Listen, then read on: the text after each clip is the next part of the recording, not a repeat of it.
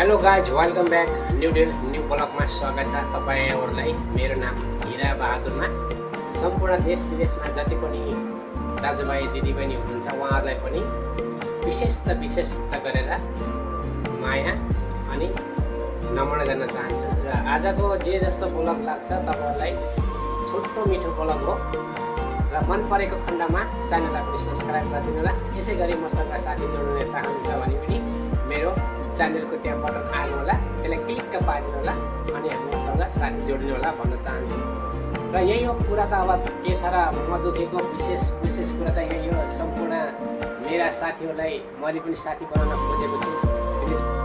तो गाइज, हामी अब लाग्नेछौँ, लागि पनि सक्यौँ।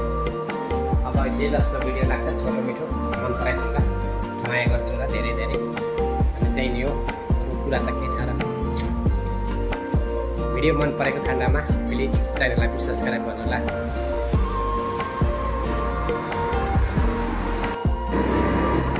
तो गाइज, आजको भिडियोमा स्वागत छ। हामीले अब आँपको अचार बनाउन स्टार्ट गरिरहेका छौँ। अब हामीले आँपको स्टार्ट बनाउने छौँ। के कस्तो लाग्छ भिडियो हेर्नु होला सम्पूर्णले। आजको आँपको अचारको रेसिपी। तो गाइज, आजको भिडियो यति नै। फेरि नेक्स्ट ब्लग लिएर आउनेछु। तबसम्मको लागि म हिरालाई